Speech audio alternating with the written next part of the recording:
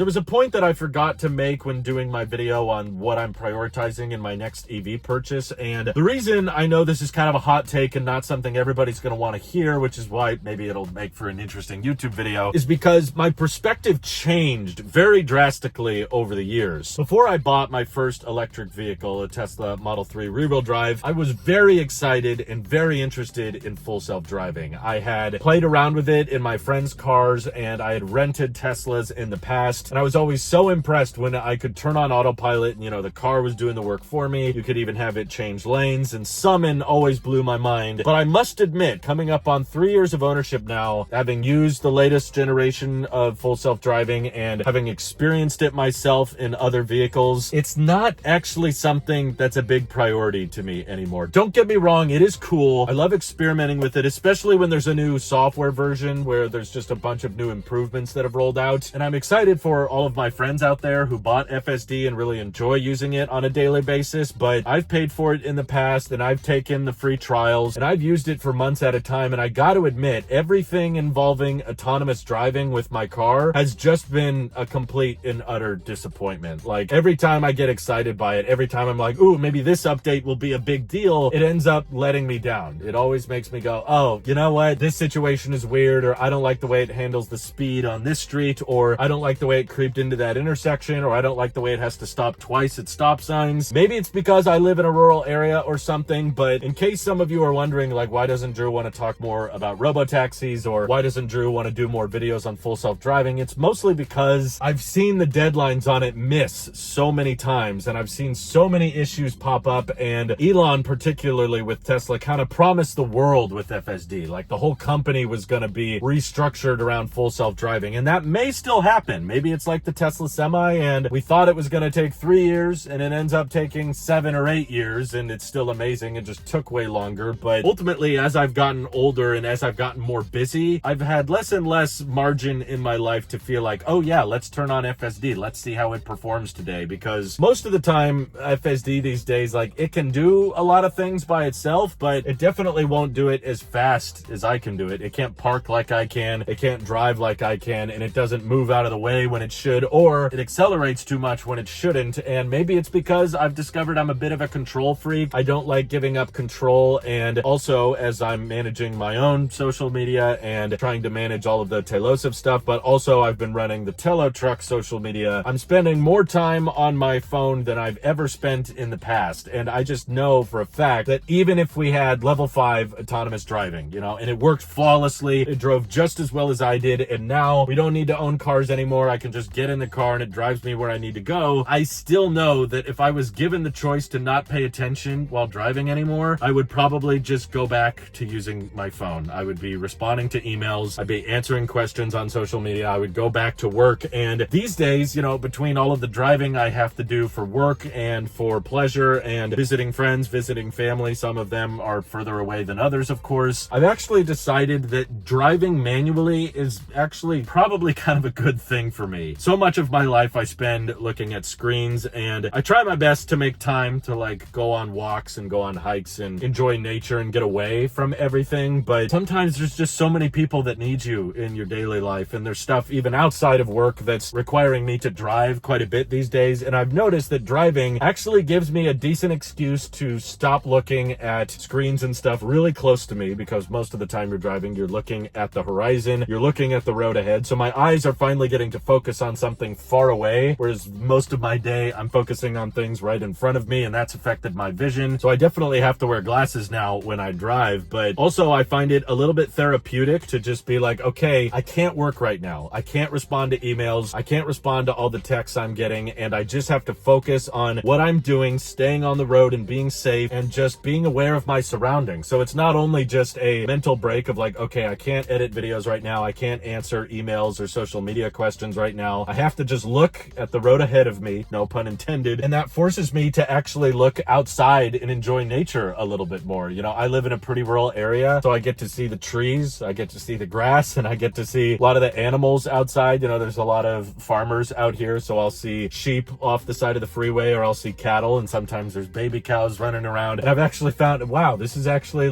bringing out a little joy in me to see, despite all of this busyness in life, these animals have these wide open plains, and there's even these little animals that are enjoying themselves or running around in circles chasing each other. And I know it sounds cheesy, I know it sounds kind of goofy and weird, and you could probably easily comment, oh Drew, you could do all of that in a Robo Taxi, just like put your phone away and enjoy your surroundings. But I actually kind of appreciate that, like, driving manually forces me to pay attention so I don't have to make that active choice. There's so many situations where I try to disconnect, right? Like, I'm sitting on a park bench or I'm sitting on my porch at my house and I'm looking around like, yeah, I just want to focus on my surroundings, I want to focus on my environment, and I can do it sometimes, but ultimately a lot of it comes down to like, yeah, but your phone is right there. Sometimes I leave my phone inside and then my brain's thinking, oh, what if your phone's going off and you don't know about it right now? I can make the time, but I just have to be a lot more intentional about it. Whereas driving, I have to do on a daily basis, and it forces me to not look at my phone and not look at my emails and texts and all of that. And I appreciate that aspect of it. And when I'm in the car, it's one of the few times I actually get to just play music or play podcasts, and I find that kind of relaxes me a bit. And while I do genuinely hope Tesla is able to achieve full self-driving, and I want robo taxis to exist, especially in major cities, I think it can be immensely helpful. And I've already seen a lot of people that have praised the Waymos available in their city because they realize, like, hey, I don't have to interact with some stranger like I do in an Uber or a Lyft. I don't have to worry about tipping the driver. And for a lot of young women out there, they don't have to worry about like anything that could potentially go wrong with this stranger that might try to take advantage of them or make them uncomfortable with personal questions and that kind of thing. So I'm not against the existence of robo-taxis. Let me make that very clear. And I do understand in theory what Tesla is getting at with the concept of if we didn't have to own a car, if we didn't have to maintain tires and pay registration, and we didn't have to pay for electricity, and we could just pay for rides as needed. Yes, I can on paper at least understand where robo-taxis could save you money. It's just like Uber and Lyft, but substantially cheaper, right? So I'm all in favor of the most cost-effective form of transportation. So I want robo-taxis to be a thing so that a lot of people out there wouldn't have to own personally owned vehicles. That's why I'm a big fan of public transport. I hope we could get more public transport as well. But again, you're interacting with a lot more strangers and you have to abide by the schedules and stuff of the trains and buses in your city. Wouldn't have to worry too much about the scheduling of things with a robo-taxi. It just comes to you as needed. But for my own personal needs and the fact that I love car camping and I love being able to have the flexibility of I can put whatever I need in the back of my car. I'm not worried about giving this car back to someone when I'm done using it. And I appreciate having a car just in my driveway and I can just spontaneously decide, you know what, I want to take a drive right now, and I can get up, enjoy driving, enjoy disconnecting, and just have that little bit of daily therapy, I guess, and focus on the surrounding environment. And I know a lot of people have said this in the past, but it's still very true to me. It's fun to drive an EV, like the quiet and gentle acceleration, and you don't have all this revving to worry about, the low center of gravity and how you can handle in corners and whatnot. It's a fun vehicle to drive. You know, I've driven gas cars arguably longer still in my life than I have EVs, although I'm probably about to hit that break-even point. And driving a gas car is just not as fun. The noise, and it doesn't feel as planted on the ground. You feel this rocking sensation because you've got all this weight in the front of the vehicle. I enjoy driving EVs, genuinely, and I feel like if my car just started driving me everywhere, I would just probably use my phone more. I would watch more TV on the onboard display. And sure, that's true. Maybe I need to take more accountability for myself, but similarly to how people set up screen time on their phone, you know, you can override the screen time limits. You can type in your passcode and keep using those apps, but some people, it's helpful for them to put that barrier there so that their phone reminds them like, hey, time to stop using that app, time to put your phone away and focus more on living in the moment. That's kind of what manual driving does for me, and it happens on a much more regular basis than I could ever be disciplined about on my daily life, just like forcing myself to enjoy my environment and put the phone away and stop working, because that's probably the biggest downside of being your own boss, is that you never want to stop working and you can just get carried away and work nonstop if you're not careful. So I've actually learned to appreciate the mental benefits of driving myself, and also because there's a lot of brand associations that can come from owning a Tesla, I want to keep remembering how to be a good driver. I noticed after using FSD for a few weeks, I felt like I wasn't able to drive manually as well as I used to, because I was like, oh my God, I haven't been driving that much lately. And there's other EVs that I want to consider out there that I think could have great efficiency and great range and great charging, but they might not have great autonomy features. And I don't want to rule off the whole purchase of that vehicle simply because, well, it doesn't have full self-driving, so I can't consider it. No, it's like maybe that's a great vehicle and it has to be driven manually. autonomy, and I'm okay with that because that's good for my mental health, and it forces me to pay attention to the road, keeps me sharp, keeps me a bit more alert, and lets me enjoy music and podcasts a little bit more regularly. So I'm grateful that companies like Aptera are partnering with OpenPilot. If you want to have some autonomy features, if you get tired or you get a little drowsy after a long day of driving, you want to make sure that that car stays planted on the road no matter what. But I'm okay with companies not spending billions and billions of dollars on self-driving systems that you have to end up spending like $100 a month to keep active. It sounds like that's the direction Rivian is going with the autonomy platform. Lucid spending all of this extra money on Dream Drive, and of course Tesla, if they do achieve level 5 autonomy, is probably going to end up charging way more money for FSD than $100 a month. So I kind of don't want to get hooked on it because I know it's going to be pricey in the end. And right now, as it's supervised, it just kind of annoys me. It's always like a little too slow. That's not how I would have done it. And then it beeps at me if I'm not paying attention. I could probably get a lot more comfortable with it if I didn't have to supervise with it. But I guess what I'm talking myself into in this video is I don't really want to get comfortable with it. I'd rather just keep driving myself, even though that means I don't have as much free time, because I know with that free time, I'm probably just going to scroll more on my phone, spend more time working. And I like kind of having the excuse of, nope, I can't work right now. I have to enjoy these